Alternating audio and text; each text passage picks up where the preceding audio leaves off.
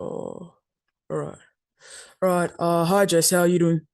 Yeah, good. Thanks, man. How are you? I'm good, thanks. Thanks for joining episode one of the A Person Two podcast. It means a lot to have you as the first guest. Yeah, no worries. Thanks for having me, man. Pleasure to be here. So, uh, tell us about your journey so far, about how you started playing basketball and from like when you were young and now. Yeah. So basically, I started. I started playing. Firstly, I started playing Oz kick. I might have been like 4 or 5. Just in Mm. prep. It literally lasted like 3 weeks. They told me I was too rough. And they told me to go and play rugby. So I Oh, went and did rugby for a bit, and I loved it. So I played rugby for a little bit. Um, and then when I was like 8, I think I was like 8, I went and watched one of my friends play his basketball game, and they didn't yeah. have enough players. So I jumped in the layup line and I played with them. They just gave me some random jersey they had, and I loved it. And then Mm. ever since then, um, I've been playing ball. So I've started playing when I was like 8, 9. And here I am now. 25, still playing. I started playing uh, just domestically in Caroline Springs. I wasn't very good at all when I first started. I was garbage, and then like you might be a little bit too young, but um, there was this thing, you probably heard of it though. There's a thing called M1 mixtape. Yeah, I know And about they the just N1 mixtapes. Yeah. Yeah, yeah. I had the game. I had like a couple of the volumes. I was just always watching. I go outside Mm. and practice. Um, and that under 12s when I started to actually get good. And I played rep for a bit. Um, and I got to about under 16s, and then there was just so much politics in it, man. Like, For real, that's how it is um, in Australia here. yeah, it's a shame too because there's so many kids who can actually hoop. Um, Mm. and the biggest thing is that you have to pay. Um, so like so many kids miss out on opportunities because they can't Exactly. they can't Yeah. afford it. But yeah, I was lucky enough to be able to play, but it was still so political. Um, like I think under 14s or under 16s, I made the fours, and I got cut I wanted to make the threes as a bottom age player. I wasn't too stressed Mm. about the 2 ones. Um, and I got cut, and I was just like, what? And they had picked the kid, whose mom, worked at the canteen. Yeah, that And sucks. then and another kid whose parents sort of on the committee, and it's just like, like come on, like it isn't really fair. Yeah, that stuff is Um, so annoying. yeah, it sucks. But, I never really gave up. I stuck with it. My dad told me, like, my dad never really let me quit anything unless I had like a valid reason, or a reason that he thought was valid anyway. Mm. So he just told me to stick with it. Um, I stuck with it. I went to Maribyrnong for a little bit. I went there from not a little bit. I went there for almost my whole high school. But Damn. um, I started there at year 7. Went to year 11. I got kicked out. Mm-hmm. Um, and basically, I got kicked out just because I was messing around. I wasn't taking things seriously. I got in a Mm. couple of fights. And basically, how it is you can do the like bare minimum all the way up until year 11, and when VC starts, that's not good enough anymore. So Yeah. um, I learned the hard way. I failed, and they kicked me out halfway, like through term 2. Didn't even make it through the whole year. Mm. They wouldn't let me repeat. So just with all that, my dad's from the States. He's African American. Oh yeah. Just with all that, he's just like, look, man, you can either go to TAFE, and I didn't really want to do that because back then, nothing wrong with TAFE, but back then, um, Wasn't a I lot of didn't know anything opportunities. about it. Yeah, it wasn't something I wanted to do, and it Mm. sort of had at least my dad made it seem like it was sort of just for drop kicks, which isn't true. Mm. But at the time, that wasn't something I wanted for myself. So he was like, you can go to the States. Um, so then I decided, you know what, that's what I want to do. So I got my citizenship. Wasn't hard at all. Literally just Mm. applied for it. Went down to the embassy. I signed something, and I had my citizenship. Um, and then he called my auntie. He arranged it, and I lived with my auntie for 2 years. I finished high school in Pottstown, which was an awesome experience. But it was like I really had to buckle down and focus. Um, Pottstown's really low economic. Like it's a poor, rough little town city. Yeah. So I had to. I was like, I'm still shy, but I was always super shy, a super shy kid. I couldn't look anybody in the eyes. Like I couldn't do anything like that. Like I was super shy. Mm. So when I moved there, I really had to come out of my comfort zone and really, um, learn how to fend for myself and take care of myself, which is what I needed. Obviously, I moved there for basketball and and to get my education, but it was just it was good for like my personal development. Um, and yeah, so anyway, I moved there, and that's when my basketball journey really properly begins because I wasn't like I said, I was getting cut from teams. At one point, I stopped Mm, playing juniors. I wasn't playing rep at all. Um, so when I got there, I tried out. The coach loved me. I made the team straight away. Like it wasn't even tryouts yet. It was like an open gym in the summer, and he was already talking about starting me and what position I wanted to play, or what number I wanted. And I was loving it. So yeah, the season starts. My first game, I had first game in 11th grade in the States as a junior. I had 22 points. I hit like 6 threes. So I was like, it was good. damn. And then my coach sort of he was I don't want to say he was racist, but he was pretty ignorant. I went Oh yeah. my school was majority black, Mm, African American students, and our coach he was Caucasian, white, mm-hmm. um, and he just like some of the things he would say, how he would treat dudes, like it was sort of like he just like I don't know, like he had an issue with me. I think he thought he'd be able to use me as an example in front of the other guys because he couldn't really tell them and control them tell them what to do. Um, Yeah. so he always made an example out of me because I was like I wasn't like I wasn't like everybody else. Like I grew up in Australia. Yeah. I was raised well in a good home. So Mm, I wasn't disrespectful. I referred to him as coach. Like he told me to do something and I would try and do it even if I disagreed. Um, after I had the first good game, I think he was paranoid, like, maybe um it would get to my head or something. So he just started messing with me. And in the next game, um, I started and everything. But he came up to me after the game. I was wearing the those hex pads, the McDavid, oh whatever. yeah, yeah. I was wearing them, and he was just like, I don't know why you're wearing them. You're not dunking on anybody. And I was like, he was talking trash. I thought he was messing around. So I was like, yeah, but I scored 22 points in him last night, and I laughed. And then he's like, oh, really? He's like, he did like a whole 180. He's just like, wow, so it says a lot about your character. And then after that, he would bench me for no reason. Like he kept bringing me off the bench. And mind you, Mm, my first 2 games, we had a lot of guys ineligible. So like their grades weren't taken care of, the grades weren't right. So yeah. they couldn't play. But when they came back, he was just done with me. So I wasn't playing, and it came down to our holiday tournament, and uh, I still wasn't playing, da da da da. And then my uncle actually got behind the bench and was just yelling at him. He's like, "You got 22 points sitting on the bench. Stop playing around. Put him in. What you doing is wrong." Like literally in the middle of a game, yelling at him from in this. Mm, And he sort of just turned around and he looked at me and he's just like, you know what, whatever, go in. Um, so he put me in, and 5 minutes I blew my knee out just like from sitting on the oh, bench for that's so the long. worst. And I didn't stretch. I wasn't doing everything I was supposed to be doing. Like it partially, the majority of it is my fault. Sitting on the bench cold and then getting thrown in the middle of the game, it doesn't help. But Mm, I wasn't taking care of my body, and I got injured and I was out for a while. Um, like good 6, 7 months. Like I was in crutches for like at least 2 months. Um, hobbling around because I couldn't put any pressure on my leg.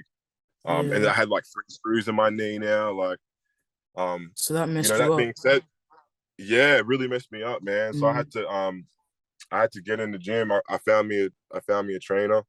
His name's Jeff Sparrow. He actually comes out to Australia now because we just oh, like that's over sick. time we just built that relationship. And then Mm, my dad's real, like my any opportunity my dad can get in terms of um like I'm not even gonna lie, making himself money and making others money, he's all mm, for it. Doesn't matter what it is. And so my dad actually took over the domestic. Just quick background. My dad actually took over the domestic club that I first started playing at. yeah. After the owner passed away, from another American dude. Um, Mm, so he was already involved with the basketball community, so it wasn't nothing for him to mm, bring my trainer out and then run some camps. But yeah, my trainer, he's an awesome guy, man. He comes out here. Um, you might know some people that even have heard of Jeff Sparrow. He does a few camps around. He'll go to some high level clubs and do some seminar type coaching things. Good dude, but yeah, he really got me right. And he got me back to where I needed to be. And then my senior year, I started, played the whole season, no injuries. Went great. Had a couple D2 and D3 interests, but my Mm, grades just weren't where they needed to be. In the States, you need a well, if you want to go D3, you just need to be able to get accepted into the school. So it really mm, doesn't matter. Like you could have a 1.8 GPA and four being the best. So 1.8 is like not that good. below C average. Mm, So it's not that great. That's what I had finishing high school. I had like a 1.93. So I could have gone D3. But as an 18-year-old kid, I obviously had an ego, and I'm just like, I'm not going D3. I'm way yeah, better than that that. doesn't sound good. Yeah, and Mm, it's actually, that being said though, it's actually a huge misconception. Because I'll be the first one to tell you that D3 players are actually, like, they can really hoop. Like, yeah, um, I see. We you see that a lot on social media. Like, there's a lot of D3 hoopers, and they can really hoop for real. So, yeah, like it's real. People just like hear about, oh, D3, it's like the lowest, da da da da. mm, Um, they can really hoop, and some guys go overseas and make a lot of money out of D3. So no, I never try and. As a kid, I was like, man, I'm not messing with D3. But now I'm like, mm, I have the opportunity to go to school. Even as an Australian, if you're not good enough, or you're not getting the D1, D2 looks, there's nothing wrong with going D3 at all. Um, mm, but yeah, it wasn't for me though. So I got in contact with my trainer, Jeff Sparrow, mm, and he actually um called around, like, helped me out, and got me a what's it called? Um, Not really an offer, because you don't really get offers in JUCO, but yeah, uh, he set me up with the JUCO. So ended up moving to New Jersey, which is about hour 45. The campus was from where I was living at in Pottstown, like mm, in PA, Pennsylvania. mm, I went out there, did 2 years of JUCO. Now JUCO is one of those things where it's like only the strong survive. It's not easy. Some mm, some JUCOs have it better than others. But for me, that wasn't the case. mm, My JUCO at the time, I don't know what the rules are now, but at the time, you weren't actually allowed to have Division 2 New Jersey junior colleges. They weren't allowed to have on-campus housing, and I don't think any junior colleges in New Jersey didn't have on-campus housing.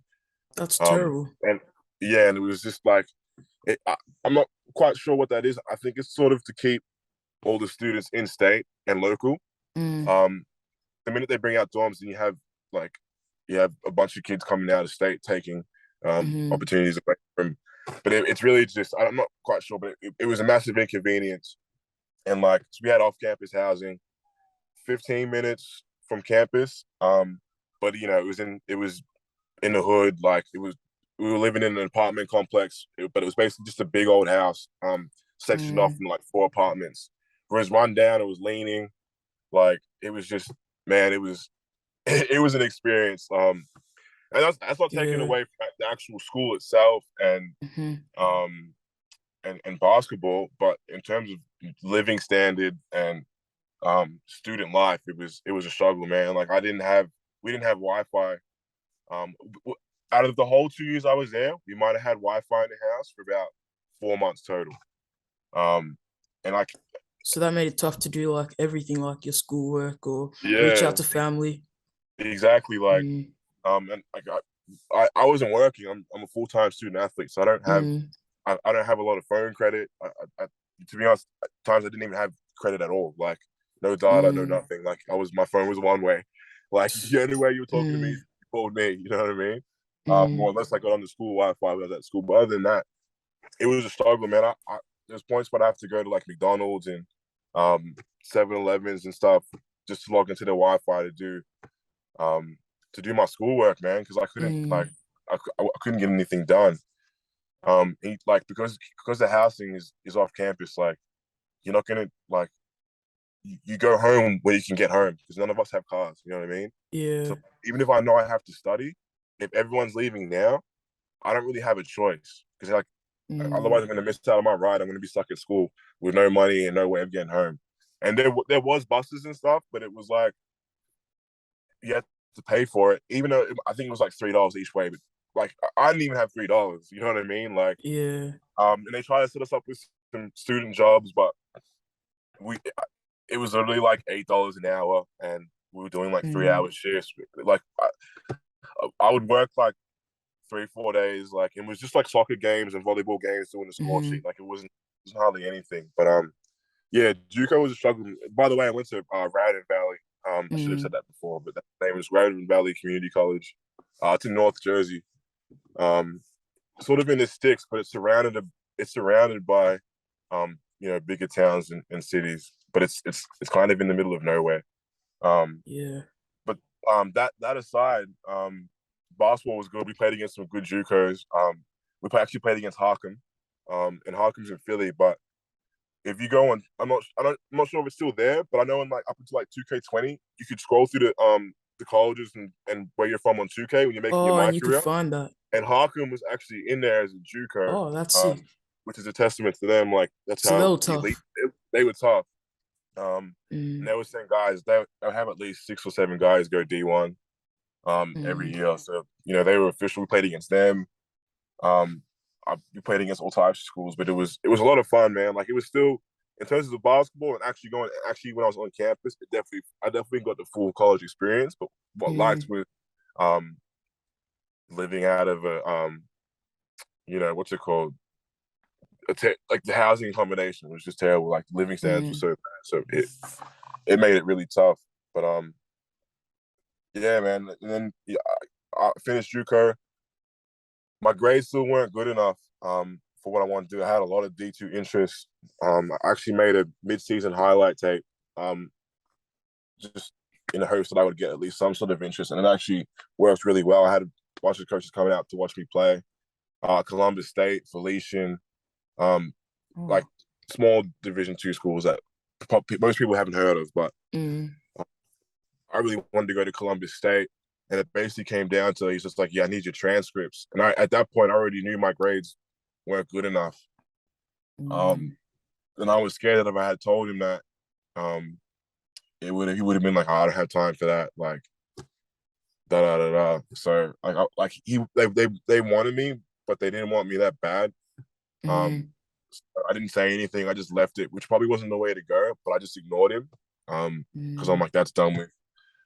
Unless some miracle happens where I can actually send in my transcripts and I have the good grades, and I'm not even going to worry about it. mm. But I finished JUCO, didn't have grades. I actually settled for D3. I'm like, I'm just gonna go D3, finish my 2 years, get a degree, come back to Oz, and just play pro, and just try and make my Mm. way up. Um, but the thing about D3 is that there's no scholarships, so Oh, so you um, had to pay it for. basically what you have to pay for it, and they only give academic scholarships. And I think when I finished JUCO, I had like a 2.1, which is Mm, only like 4 better than or 0.3 better than what I had in high school. So it didn't. My grades really weren't any better. Um, mm, and it was just a lack of effort, man. Like I would do the absolute bare minimum, and that's what I was doing when I was at Maribyrnong in high school before I got kicked out. yeah. Um, I just did the bare minimum because I didn't really care. I'm like I just wanted to make sure I was able to play. Um, and that I had C's and I didn't have D's. But what Mm, happened was I took a class called number systems. And I'll let you look it up. It's miserable. You have to convert basically pictures to numbers, and there's an equation that's terrible. And I thought it was going to be easy oh, because one of my teammates took it. yeah. He sort of came across as a bit of a you know, a bit slow. So I'm like, if he's doing it, it'll be easy. So I jumped in Mm, and it was hard, and I failed it. Um, and I had to take summer classes, and it was just a mess, man. So I tried to get into mm, D3. I got accepted into the school. They gave me like a $15,000 athletic scholarship, not athletic, academic scholarship. Sorry. mm, Um, and the rest was up to me to pay, and it was like it was like 30,000 excess with like I still had to pay that with the scholarship. And I couldn't get any financial aid like because my parents made too much money. Then Yeah. I reapplied for financial aid through my auntie because technically she was responsible for me because I was living with her and she was claiming me on her Yeah. taxes. So I thought that maybe I'd be able to get more money if I did under her name. Mm-hmm. And that just looked really sus. And then they weren't going to give me any financial aid, period. So they Mm-hmm. told me I had to get a loan. And like as an 18-year-old kid with no credit, 19-year-old kid with no credit, like It's not gonna I'm look not gonna, good. I'm not gonna be able to get a loan. Like, Mm-hmm. and then my auntie, like, she works 2 jobs. My uncle's he's legally blind, so he can't really work. Mm-hmm. So like she's like she can't take the risk of, and she's already paying off her own student debts, so she can't Mm-hmm. take the risk of me going, and then if I drop out or like even if, like that's not to say she didn't trust me. It's just that no matter what, that was a possibility, and she couldn't have that burden, and she couldn't afford it. Mm-hmm. Um, so I called my dad. I'm like, I don't know what to do. Like, I can't get a loan out. Da da da da. He's like, oh, yeah, I can't really afford it. You might have to go to the bank. Da da da. And my dad was sort of disappointed. Not that he wasn't helping, but like because I didn't have the grades to get a scholarship, he was sort of just like, well, this is what it is. If it doesn't work, it doesn't work. So he sort of just let me handle it. There wasn't really much he could do anyway. Mm-hmm. Um, so yeah, I called him, we spoke, and I ended up just making the decision it would be better just to move back. I can go to school here. I can just get on Hex, and then like it works out. I graduate, get a job in that field, and then they'll just take it out of my tax or however it works. Mm-hmm. Um, but yeah, I came back, enrolled in school, and I just started playing pro out here. I started off playing men's at Kilo, and like halfway through the season, the coach just dropped me down and switched me out with another youth player who was actually in my position the year before I got there. So he was playing Mm-hmm. men's. Um, and like I never even really got a chance. It was sort of just like I tried out. I did really well. I was cooking dudes in preseason. Mm-hmm. Um, and then the imports came, and like basically what it comes down to is like your basketball resume makes all the amount of difference. Like no matter how good you are, like I could be better than a starter at this club, but Mm-hmm. because he's played for Australia, done this, done that, for example, it doesn't matter. Yeah. They're just gonna go with him because he's better on paper. Mm-hmm. And that's sort of how it is. That's how I feel like it is sometimes, not all the time. Sometimes dudes are actually better than me, or sometimes like clubs will actually like give me a chance, like somebody did. Mm-hmm. But yeah, I spent a year at Kilo. Got sent down in the youth like halfway through. Um, as on the youth team, we made it to like the first round of playoffs or finals or whatever. Mm-hmm. And we lost to Sherbrooke, I think. And then after that, I knew I was done with youth. Like it was miserable, man. Like youth was so tough because I'm 6'7", and like even though I was like only 20, like 21, I was similar age to most of the other guys playing youth. Like Mm-hmm. I had a man body. Like I looked how I look now. Oh, so Like I was like yeah. 110 kilo. Like I could still dunk. I could get up and down the court. It was so the refs sort of punished me for it, and I was getting Mm-hmm. so many charges, like to the point where I didn't even feel like I could play. Like I couldn't play defense because every little thing was a foul. Like I'd get it. I had like for example, I had one ref premeditate a call.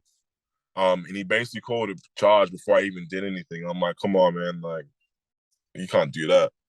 Um, but yeah, it was miserable, man. So I ended up playing changing over to Division One men's. I played at Whittlesea, and that was way better. I had a way much better experience. There was no bias with the refs. I was playing against men.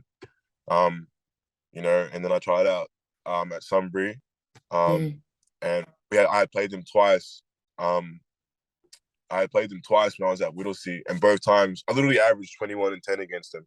I had 21-10 when I played them at their home, and then we played them at Whittlesea. I had 20 and 10 as well. Um, and then they actually won Division One, so they've gone up to state champs. Like, so the smart thing to do was to call them. I spoke to the coach. I'm like, he actually wanted me to play um, with them in Division One before they won it. But I thought I was going to get paid when I went to Whittlesea. I was under that impression, but that wasn't the case. Mm-hmm. The coach made it seem like that. Um, but yeah, I went to Sunbury. He told me I wasn't gonna play. They had two imports. And then COVID hit, so I didn't play that year. And Mm, the second year I came back. And the coach told me, he's like, look, like bringing in this import. Um, there'll be some good minutes for you, but you probably won't start. Um, and I was just like, at that point, like, I wasn't trying to hear it. Like, coach is always going to tell you that, and then the import will come down, and they're either going to be like a bust or just like nothing that me personally can't handle, that I don't think I can handle. mm, There has been times where the imports are just way better than me, or they're way bigger than me, and I can't even argue with. mm, Um, but I knew who he was bringing in, and I had played against him in a street ball tournament actually before, and I was giving him work. Like he couldn't do anything with me, so mm, I wasn't worried about it. And then the import never even came. Like something happened with him, and he just like he couldn't commit, so he never came down. So the coach had no choice, and he started me. Um, yeah, and I won club MVP over the other import. Um, you know, which was so which you was good. I stuck needed through. that so I stuck through. I didn't quit. But Mm, there's obviously like a trend going here. Like I've always started at the bottom, and I've just like I keep trying to build make my yourself way up. up. Yeah, so I started at youth, and then I went all the way up to state champs and won club MVP. Um, and yeah, I needed that for my mental. But to be honest, when I got back from the States up until um my first year at Sunbury, the COVID year, I was not Mm, taking basketball as serious as I was when I was in the States. Mainly because I had such an ego, like about Australian basketball, just because I had been in the States for so long. And mm, um I sort of like, I don't need to do this, I don't need to work out. Like I was still working out, but I wasn't working out every day. I wasn't lifting weights. I was going out, like I was doing everything I wasn't supposed to be doing. Um, mm. and it caught up with me. And I'm lucky enough to have been able to catch it before it was too late. But I basically turned 24 last year and was like, look, I'm like, if you want to play ball, you want to like actually get something out of it, and like you want to get paid, and you want to go to the highest level you can go, you need to start now. Like, I'm telling myself this, and like you can't keep like messing around and like So you trying to go motivated out. yourself. Yeah, so I'm just like, it's literally now or never. Um, so like yeah, I'm like, sweet. So I put in the work. I was working out twice a day, lifting. One club Mm, MVP, and then I got the NBL one um gig at Waverley. Obviously I didn't play. Um, mm, you know, obviously I'm going to say I should have been playing. Um, we did have some big guys. Like we had um basically two 7 footers, like 6'10", 6'11", but yeah. as soon as they put their shoes on the court, they might as well be 7 foot. Mm, Um, and we had one guy who was the one big, his name's Tristan Forsyth. He actually plays. Um, he's a what's it called, injury replacement. He's actually playing. mm, He's an active roster right now for the Blitz or whatever they have at Tasmanian Jack Jumpers. So he's official. yeah. So I couldn't really be mad about that. Plus, I'm not really a five. He plays a five. And they have Benny Lewis. He's played in the NBL, and like he's been around. He can hoop. So Mm, there was definitely guys who were good. Um, I'm not saying I should have started, but I feel like I definitely could have contributed and helped us win games, or helped us, period, like just period. But I didn't really get the chance. They played me in preseason. We played. I had a few good games preseason, but the two of them better games I had was, one of them was against Kilo, and they had just come up from, state champs from Big V. yeah. Um, I might have played like 20 minutes max, maybe. I think I had like 15 and 8, maybe. Like So there's so no you were actual playing well. stats. I was playing well for what they were giving me. Um, and then we played Eltham in our NBL one blitz. And he actually finally gave me like decent minutes. I hadn't played much the whole blitz. Um, and mind you, the coaches did tell me I wasn't going to play that much, so I couldn't really ever get mad. Not like obviously I'd be frustrated I wasn't playing, but I wasn't mad at anybody else except myself. Um, but yeah, we played Eltham in the blitz. And I did the same thing. I had like, I think 12 and 8, 12 and 7, and like literally like 16, 17 minutes. So Um, yeah, like I definitely proved to them numerous times, through the blitz and preseason and trainings that I can play. I thought I should have been playing more. They didn't see it that way, which is fine. Like as a Mm, coach, you got to look out for your best interests. You know, no hard feelings there. If you think someone's better than me, that's fine whether I disagree or not. Um, but yeah, like so now I am where I am. I have basically a decision. They offered me another spot on a non-professional, same thing I was on this year, so I wouldn't get paid. It'd be similar yeah. minute. Um, but yeah, I basically told him like, look, like, that's great. I'm glad you guys happy to have me back. I'm not answering or giving you guys a decision now. But what I will say is I'm not sure that I can commit to a full season if I'm not playing at least 10, 15 minutes. Mm, Um, because I'm going to be 26 next year. yeah. And I just don't want to You gotta waste. take stuff seriously. Yeah, like it's like my basketball years like dog years at this point. If I was Mm, 21, 22, then I wouldn't mind maybe sitting on the bench for another year. Um, if it means that potentially I get to play my third year and I'm only 23, like that wouldn't bother me. But mm, the fact that I'm 25, basketball clock's ticking. Um, yeah, it doesn't seem like right now the best option for me. And I obviously I communicated with that to them. So mm, everything's all common knowledge. Like I don't feel too bad saying it openly or in public or whatever. Um, but yeah, so now I have the decision if I want to go back and play at Waverley or do what's best for me. And I told him like, look, I might have to go and play Big V and get some film, get some stats. Um, but like, yeah, so they're aware. mm, It's like only 5-6 weeks into off season, so season doesn't actually start till Big V and NBL one doesn't start till March, April anyway. So I've got mm, I've got so much time.